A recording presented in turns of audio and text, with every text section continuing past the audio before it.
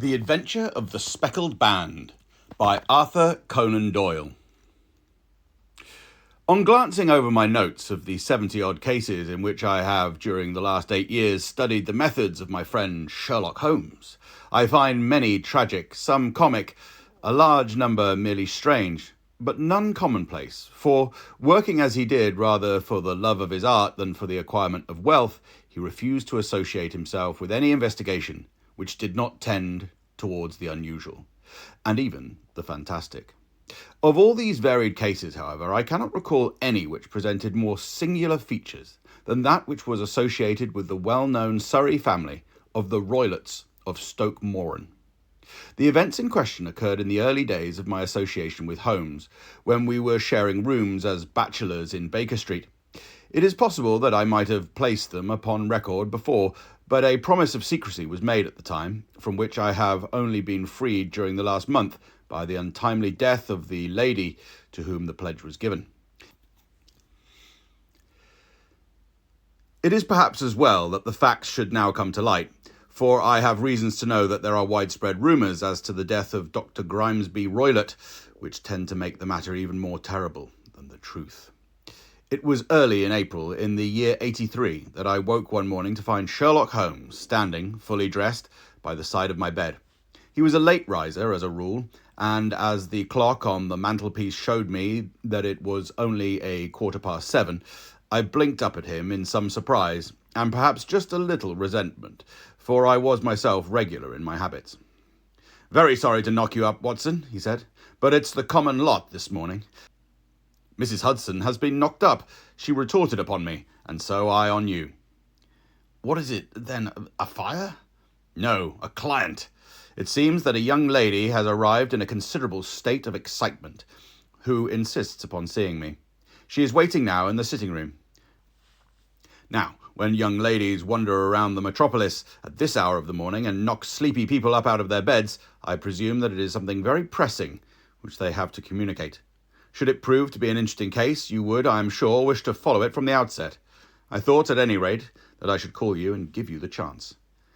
"My dear fellow, I would not miss it for anything." I had no keener pleasure than in following Holmes in his professional investigations, and in admiring the rapid deductions, as swift as intuitions, and yet always founded on a logical basis, with which he unravelled the problems which were submitted to him. I rapidly threw on my clothes, and was ready in a few moments to accompany my friend down to the sitting-room. A lady, dressed in black and heavily veiled, who had been sitting in the window, rose as we entered. "Good morning, madam," said Holmes cheerily. "My name is Sherlock Holmes. This is my intimate friend and associate, Dr. Watson, before whom you can speak as freely as before myself. Ha! I am glad to see that Mrs. Hudson has had the good sense to light the fire. Pray draw up to it, and I shall order you a cup of hot coffee, for I observe that you are shivering." "It is not cold which makes me shiver," said the woman in a low voice, changing her seat as requested. "What then?" "It is fear, Mr. Holmes. It is terror." She raised her veil as she spoke, and we could see that she was indeed in a pitiable state of agitation, her face all drawn and grey, with restless, frightened eyes, like those of some hunted animal. Her features and figure were those of a woman of 30, but her hair was shot with premature grey, and her expression was weary and haggard.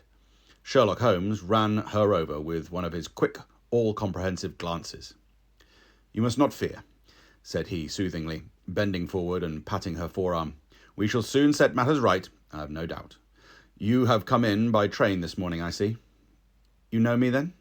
"No, but I observed the second half of a return ticket in the palm of your left glove. You must have started early, and yet you had a good drive in a dog-cart along heavy roads before you reached the station." The lady gave a violent start and stared in bewilderment at my companion. "There is no mystery, my dear madam," said he, smiling. "The left arm of your jacket is splattered with mud in no less than 7 places. The marks are perfectly fresh. There is no vehicle save a dog-cart which throws up mud in that way, and then only when you sit on the left-hand side of the driver." "Whatever your reasons may be, you are perfectly correct," said she. "I started from home before 6, reached Leatherhead at 20 past, and came in by the first train to Waterloo. Sir, I can stand this strain no longer. I shall go mad if it continues. I have no one to turn to, none save only one who cares for me, and he, poor fellow, can be of little aid. I have heard of you, Mr. Holmes. I have heard of you from Mrs. Farintosh, whom you helped in the hour of her sore need. It was from her that I had your address. Oh, sir, do you not think that you could help me too, at least throw a little light through the dense darkness which surrounds me? At present it is out of my power to reward you for your services, but in a month or 6 weeks I shall be married, with the control of my own income, and then at least you shall not find me ungrateful. Holmes turned to his desk and, unlocking it, drew out a small case-book, which he consulted. Farintosh, said he. Ah, yes, I recall the case. It was concerned with an opal tiara. I think it was before your time, Watson. I can only say, madam, that I shall be happy to devote the same care to your case that I did to your friend. As to reward, my profession is its own reward, but you are at liberty to defray whatever expenses I may be put to at the time which suits you best. And now I beg that you will lay before us everything that may help us in forming an opinion upon the matter. Alas, replied our visitor, the very horror of my situation lies in the fact that my fears are so vague, and my suspicions depend so entirely upon small points which might seem trivial to another, that even he to whom of all others I have a right to look for help and advice looks upon all that I tell him about it as the fancies of a nervous woman. He does not say so, but I can read it from his soothing answers and averted eyes. But I have heard, Mr. Holmes, that you can see deeply into the manifold wickedness of the human heart. You may advise me how to walk amid the dangers which encompass me. I am all attention, madam. My name is Helen Stoner, and I am living with my stepfather, who is the last survivor of one of the oldest Saxon families in England, the Roylotts of Stoke Moran, on the western border of Surrey. Holmes nodded his head. The name is familiar to me, said he. The family was at one time among the richest in England, and the estates extended over the borders into Berkshire and in the north. The family was at one time among the richest in England, and the estates extended over the border into Berkshire in the north and Hampshire in the west. In the last century, however, 4 successive heirs were of a dissolute and wasteful disposition, and the family ruin was eventually completed by a gambler in the days of the Regency. Nothing was left save a few acres of ground, and the 200-year-old house, which is itself crushed under a heavy mortgage. The last squire dragged out his existence there, living the horrible life of an aristocratic pauper, but his only son, my stepfather, seeing that he must adapt himself to the new conditions, obtained an advance from a relative, which enabled him to take a medical degree, and went out to Calcutta, where, by his professional skill and his force of character, he established a large practice. In a fit of anger, however, caused by some robberies which had been perpetrated in the house, he beat his native butler to death and narrowly escaped a capital sentence. As it was, he suffered a long term of imprisonment and afterwards returned to England, a morose and disappointed man. When Dr. Roylott was in India, he married my mother, Mrs. Stoner, the young widow of Major General Stoner of the Bengal Artillery. My sister Julia and I were twins, and we were only 2 years old at the time of my mother's remarriage. She had a considerable sum of money, not less than £1,000 a year, and this she bequeathed to Dr. Roylott entirely when we resided with him, with a provision that a certain annual sum should be allowed to each of us in the event of our marriage. Shortly after our return to England, my mother died. She was killed 8 years ago in a railway accident near Crewe. Dr. Roylott then abandoned his attempts to establish himself in practice in London and took us to live with him in the old ancestral house at Stoke Moran. The money which my mother had left was enough for all our wants, and there seemed to be no obstacle to our happiness. But a terrible change came over our stepfather about this time. Instead of making friends and exchanging visits with our neighbours, who had at first been overjoyed to see a Roylott of Stoke Moran back in the old family seat, he shut himself up in his house and seldom came out, save to indulge in ferocious quarrels with whoever might cross his path. Violence of temper approaching to mania has been hereditary in the men of the family, and in my stepfather's case it had, I believe, been intensified by his long residence in the tropics. A series of disgraceful brawls took place, 2 of which ended in the police court, until at last he became the terror of the village, and the folks would fly at his approach, for he is a man of immense strength and absolutely uncontrollable in his anger. Last week he hurled the local blacksmith over a parapet into a stream, and it was only by paying over all the money which I could gather together that I was able to avert another public exposure. He had no friends at all save the wandering gypsies, and he would give these vagabonds leave to encamp upon the few acres of bramble-covered land which represent the family estate, and would accept in return the hospitality of their tents, wandering away with them, sometimes for weeks on end. He has a passion also for Indian animals, which are sent over to him by a correspondent, and he has at this moment a cheetah and a baboon, which wander freely over the grounds, and are feared by the villagers almost as much as their master.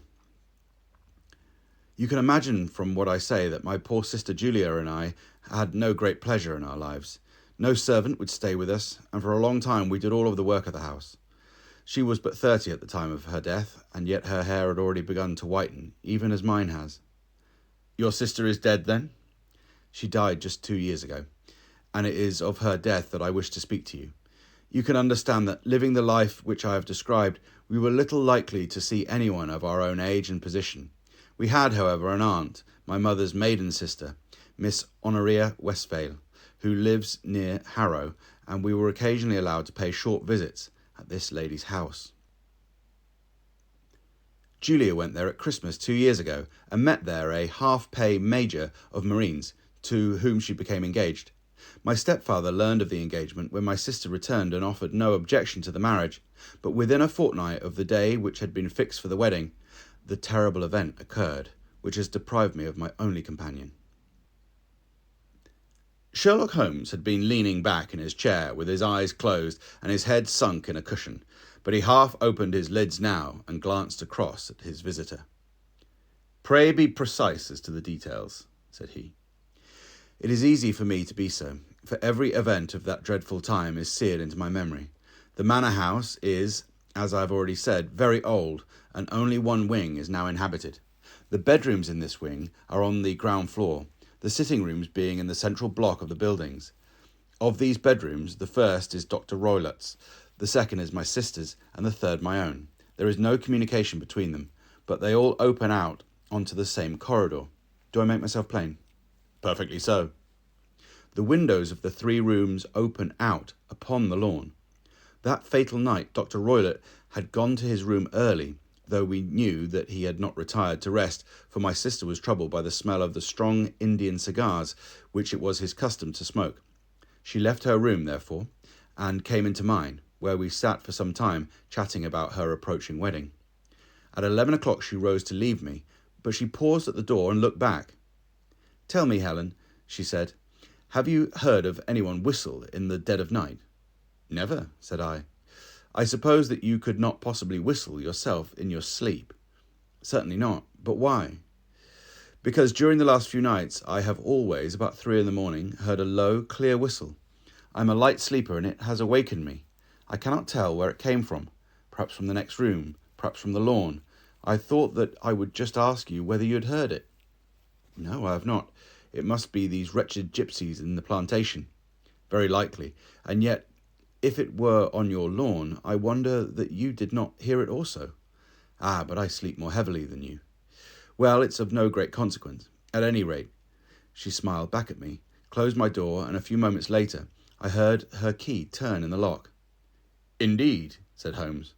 "Was it your custom always to lock yourselves in at night?" "Always." "And why?" "I think that I mentioned to you that the doctor kept a cheetah and a baboon. We had no feeling of security unless our doors were locked." "Quite so. Pray proceed with your statement." "I could not sleep that night. A vague feeling of impending misfortune impressed me. My sister and I, you will recollect, were twins, and you know how subtle are the links which bind 2 souls which are so closely allied. It was a wild night. The wind was howling outside, and the rain was beating and splashing against the windows. Suddenly, amid all the hubbub of the gale, there burst forth the wild scream of a terrified woman. I knew that it was my sister's voice. I sprang from my bed, wrapped my shawl around me, and rushed into the corridor. As I opened the door, I seemed to hear a low whistle, such as my sister described, and a few moments later a clanging sound, as if a mass of metal had fallen. As I ran down the passage, my sister's door was unlocked and revolved slowly upon its hinges. I stared at it, horror-stricken, not knowing what was about to issue from it. By the light of the corridor lamp, I saw my sister appear at the opening, her face blanched with terror, her hands groping for help, her whole figure swaying to and fro like that of a drunkard. I ran to her and threw my arms around her, but at that moment her knees seemed to give way and she fell to the ground. She writhed as one who is in terrible pain, and her limbs were dreadfully convulsed. At first I thought that she had not recognized me, but as I bent over, she suddenly shrieked out in a voice that I shall never forget, "Oh my God, Helen! It was the band! The Speckled band!" There was something else which she would fain have said, and she stabbed with her finger into the air in the direction of the doctor's room, but a fresh convulsion seized her and choked her words. I rushed out, calling loudly for my stepfather, and I met him hastening from his room in his dressing gown. When he reached my sister's side, she was unconscious, and though he poured brandy down her throat and sent for medical aid from the village, all efforts were in vain, for she slowly sank and died without having recovered her consciousness.